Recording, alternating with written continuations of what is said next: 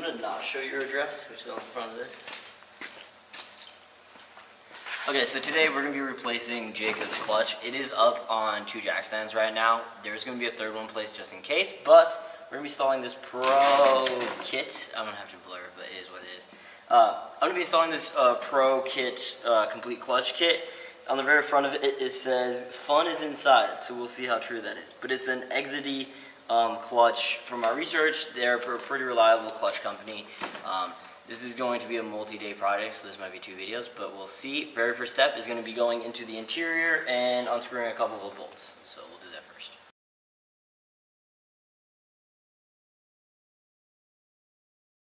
Okay, so literally less than 12 hours ago, we realized that inside of the transmission fluid, when we were emptying it, there was a little bit of a white layer with a little bit of foam on top of it. We're now underneath the car.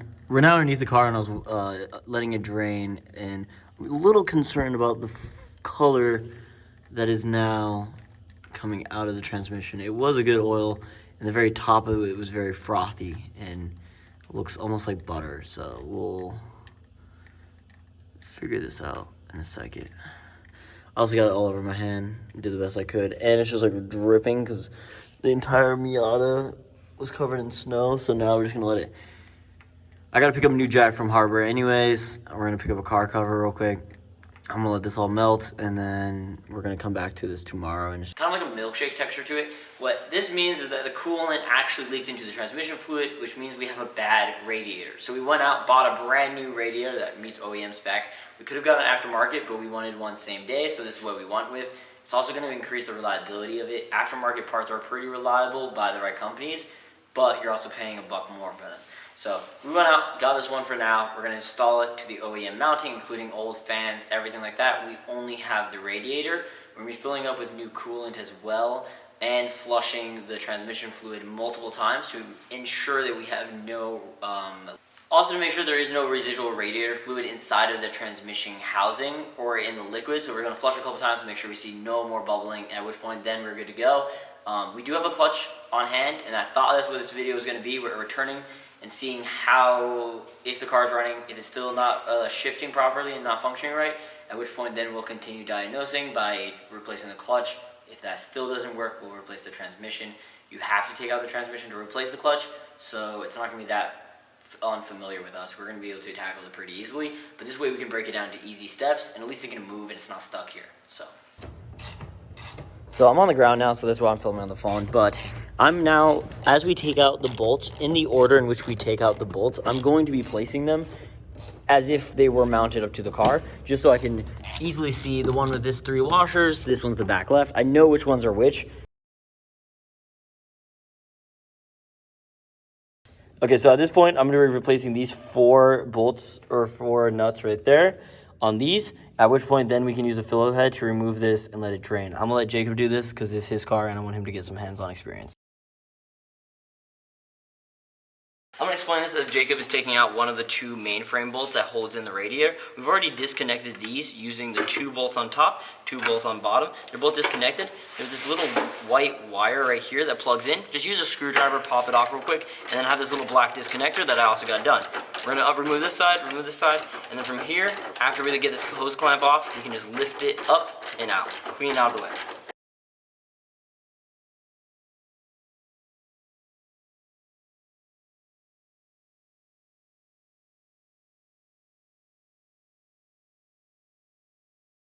Because this side, see how it's moving? This side needs, you need to figure out your side. I said good. I'm leaving it by now. Oh, we got it. It's out. This is just up.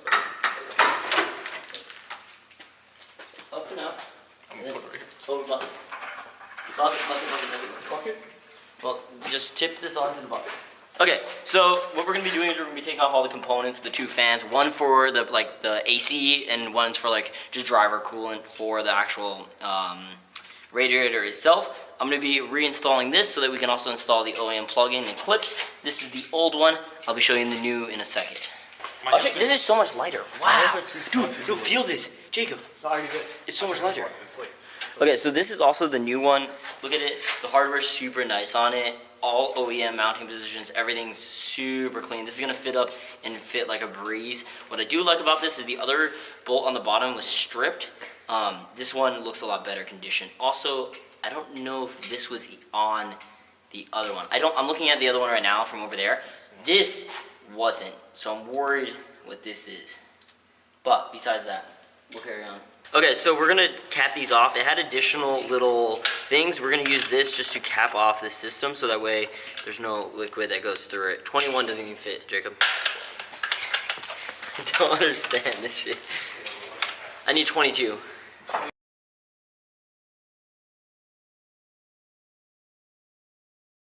I never meant to make your mama cry. I can't even switch the back of this over, Jesus. It's so flat. He has a guttural, like, it's not an octave change, but he has a guttural, like, sonification with it. Skylar, I don't see anything. you unscrewed it so hard. I'm well aware. I understand the issue. But my issue is I don't see anything on this. Like, this doesn't bleed anywhere, does it? Does fluid go through it? It does, because it runs through this, and then there's a... I was so worried about over-torquing this thing, fucking over-torqued it. Oh, this just needs to be closed. Any way that we can get that done. Jacob, I apologize for doing that. Don't. But it's like, I'm trying to get it tight. This thing is fucking industrial, I'm chilling with that. This, we just over-torqued it. Jesus. Now I can't even use this anyways. Doesn't matter. We need to come up with a solution for this. This plastic needs to get covered. That's what the... Blow?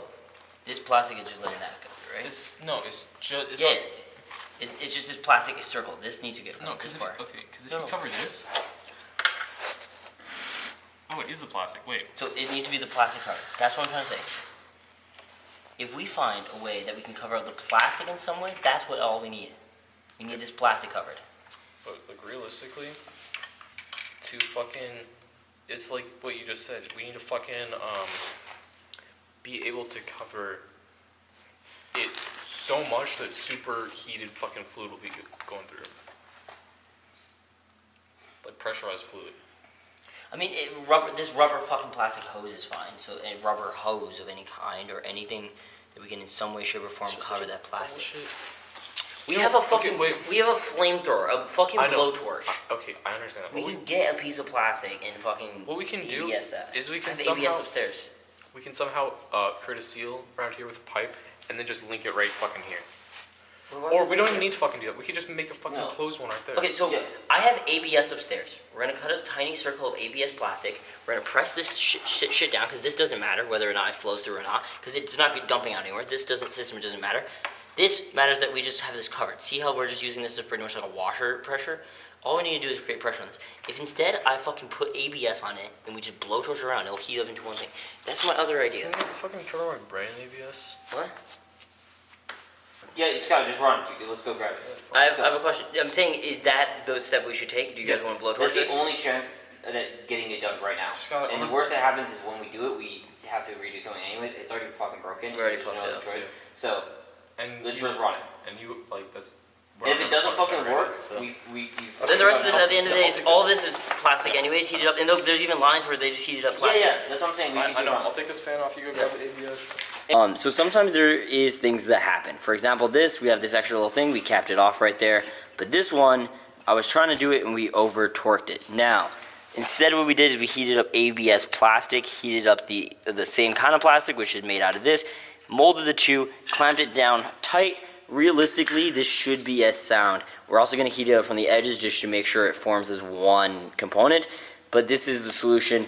The quality of it does look really good. So I do believe it should hold. We're going to do a water test before we actually put it into the car. Look, put this all the way in. Yeah, put it into. You have to put it in the fucking thing. Not like a whole lot, just enough that it's clearly resting in there. I feel like Jacob's currently doing nothing.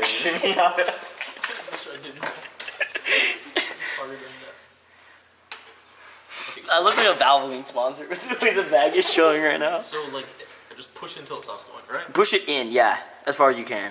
It doesn't go very If it, far. okay, then that's fine. As long as it will stay in there, you think, and then start pumping, pressing the thing. I swear to God, if I get oil in my mouth. Oh, it looks good. It looks like fucking. Olive oil. Oh, I was gonna say peanut oil. Right now he's pumping it. It's gonna go through the bag, wire through the bag, up through here. He has a little pump in his hand, and it's directionally filling up the tube up into the transmission. You put the bottom bolt down. It's pretty easy. And you're gonna go until it starts overfilling the top, so you might not put your head on the. It's not gonna be going there yet because you still have like an entire bag's worth, but. There we go. That's probably fine. My hair's in the oil now. Whatever. I don't give a fuck. Just keep filling that. There's oil like literally dripping on me. Whatever. Who fucking cares? How is it doing that? I don't know. I don't know. It's from the seal to the squishy bag. Doesn't matter. Pump. Doesn't matter. Doesn't matter. Just keep running it. This is so. God, this is literally probably the most uncomfortable thing I've ever done in my life. Get into cars, they said. It would be fun, they The good said. part though is the bag I'm noticing is starting to become rather like I can start noticing that there's like a divot in it from how much fluid's left. It's like a third as full as it was. You have plenty. You can keep going. I know. I want to get my other. You might want to put that underneath. You might want to put the bag closer to where you're working, like no above you, so that it's closer to the thing that is pumping. Who fucking cares at this point? I don't care. Just keep running it. Oh my god, my hand is so oily. Just run it up. Jacob, don't worry. I'm getting a video of this. I got I you. want to get one now.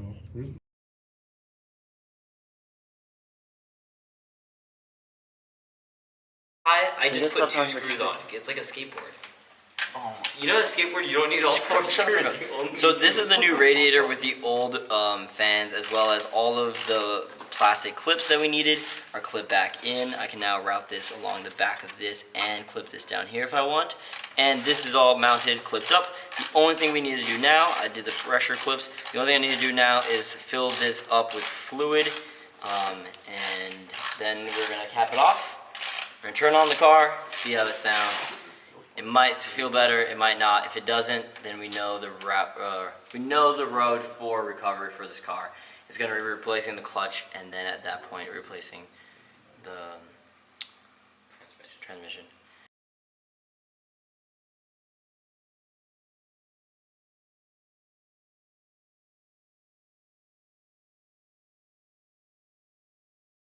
Wrap it up for today. If it still sounds bad, clutch.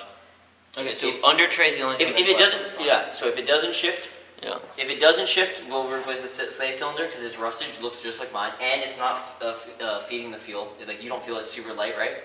So that's probably the shifting thing. But as far as the noise, that was definitely something inside of the transmission that was whirling and not wanting to work. Yeah. So if we still hear that when moving, then we'll do clutch and transmission. That's how I want to diagnose this. I don't know how you guys feel. But that's what I want. That sounds most logical. All right, cool.